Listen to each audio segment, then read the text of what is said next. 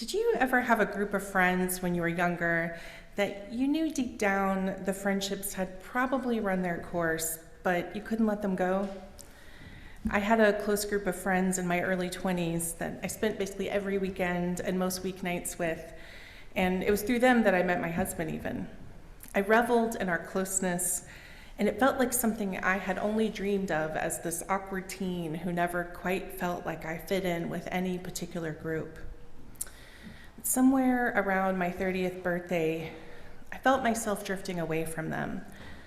I felt guilty about it, and sometimes I would come back in fits and spurts, but it never felt like it used to. This all culminated when we went to a music festival together.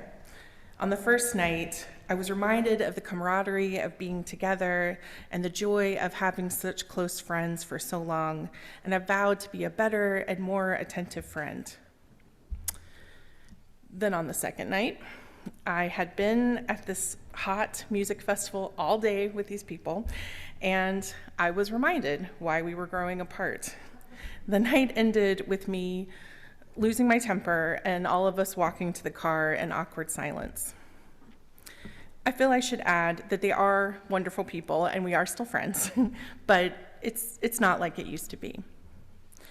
I struggled with that reality though, and I probably made the whole situation much harder than it needed to be because I couldn't face that we were growing apart. I wanted to hold on to that closeness I felt with them for so many years during my 20s. The reading we heard earlier said that this need for permanence in our lives, this insistence on holding tight to people like me with that group of friends, or grasping onto moments in our lives can actually be the source of our own suffering. In our desire to extend our joy or deepen our relationships, our unwillingness to allow for change and the attempts to control our situation may actually cause further disconnection from those we hold dear. How many of us have had a close friendship and for whatever reason, our friend starts to pull away a little bit? Perhaps they become distant in some way they had not before. We often tell ourselves logically, I'm sure there's just something going on, or perhaps they're busy at work. But there's also sometimes a little voice inside of us that maybe takes it a little too personally. Maybe that person has a problem with me they're not telling me about. Then we start getting mad or hurt. Perhaps we even confront the person, or maybe even pull away ourselves. When we finally sit down with a friend and talk this out, it's often a matter of just something occurring in their life that has caused them to need to pull back, and we find our fears were unfounded. It can be challenging for us to recognize that different seasons in our lives call for different types of relationships, and sometimes our relationships with others ebb and flow. In the past, I have struggled with this changing dynamics of relationships. And it was tough for me to see that perhaps I was growing apart from someone, such as my friends in my 20s, or that a friendship I had once held so dear was just no longer serving me well. That perhaps this person was not someone I needed in my life with such regularity, but yet I felt a loyalty to our past relationship, and I didn't want to let it go. Or perhaps I could see the oncoming changes inherent to any relationship as one goes through life, and I refused to allow that change to occur naturally. I wanted things to stay the way they were, and that was just not going to be possible. And what about those relationships, like maybe those with the children in our lives, that seem to grow and transform almost every day? I sometimes feel like one of the great tragedies of parenting is that when you're in the midst of some of the most precious phases of your child's life, like their very early years, you're just so tired and worried about getting it right that you often don't really get to appreciate it. And of course, everyone will tell you that you need to savor these moments. But how can you? You are exhausted. And even if you could relish these moments in their true fullness, it still goes by so fast. As the reading said earlier, life is just an unstoppable river. The precious and even the mundane moments of our lives are like they're like sand seeping through our fingers. We can't hold tight to them because they're already gone. They've already slipped through the cracks. And yet, that doesn't stop us from trying, does it?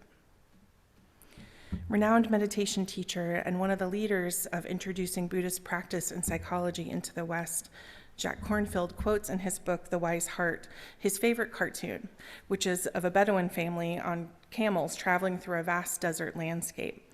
The father is first, followed next by the mother, and then the 3 children. The father turns his head and says to the smallest child, "Stop asking if we're almost there yet. We're nomads, for crying out loud." Kornfield reminds us that we're all nomads.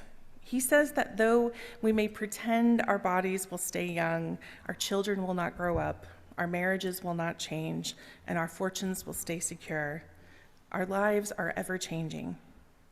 The only constant in life is change. And yet, for so many of us, the letting go of our perceived control over life and our relationships is nearly impossible. And that is what it is, our perceived control, our need for the permanency of something that can never be permanent. We spend time mourning the loss of a moment, of relationships, of phases of our lives that we never had a handle on to begin with.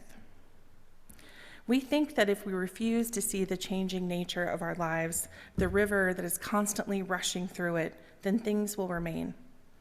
We will remain in the heart of what has brought us meaning or comfort or happiness.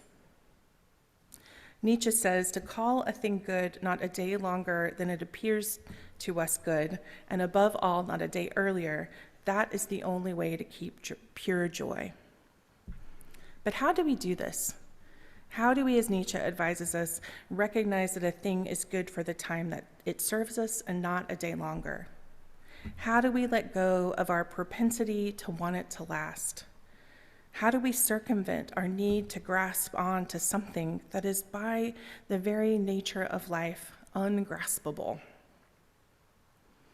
Jack Kornfield reminds us that things are going to change whether we want them to or not.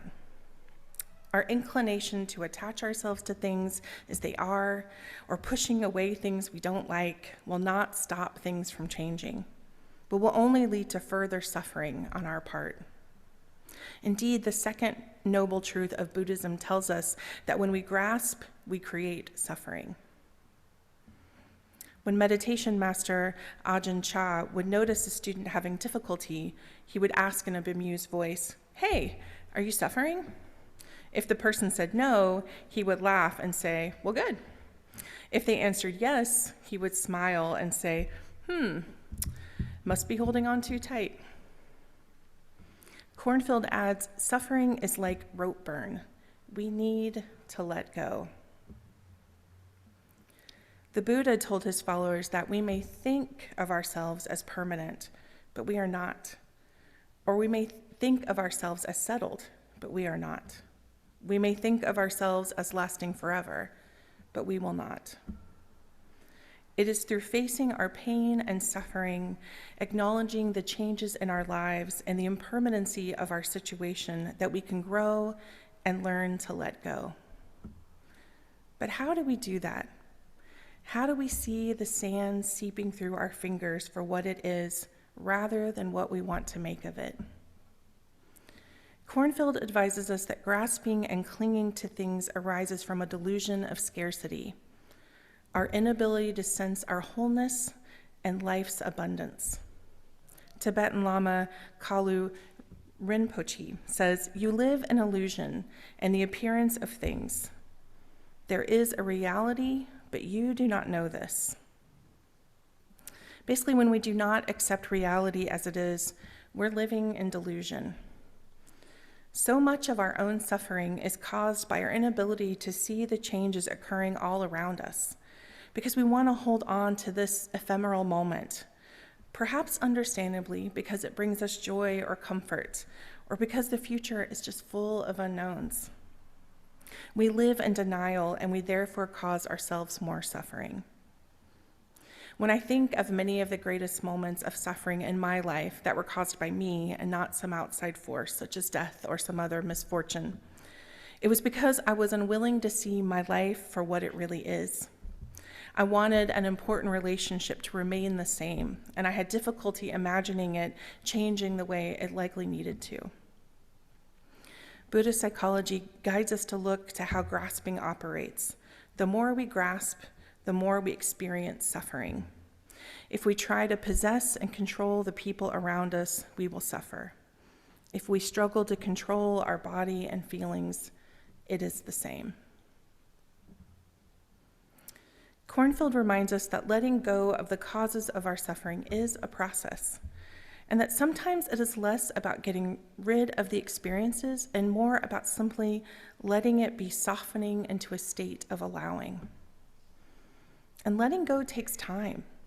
Much as we may try, we cannot transform ourselves into a worry-free person skilled at letting go overnight. It is a slow-going process, and we may be more successful in some areas than in others. Kornfield advises us to observe the tiny openings along the way, to practice letting go again and again, and relax into the moments of stillness and compassion we experience as part of that process.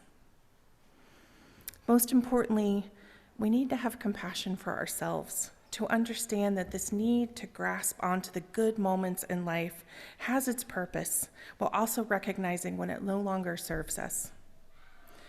The Buddhist scriptures remind us, whatever is not yours, let go of it. Your letting go of it will be your long-term happiness and benefit. So perhaps the challenge for us is recognizing what is and is not ours, seeing our lives in the fullness of what they are without living in denial, and learning to let go of what we are trying to hold on to, recognizing what belongs to the rushing river of our lives. Blessed be. Now please join me for hymn number 6 in your gray hymnal, which is just as long as I have breath.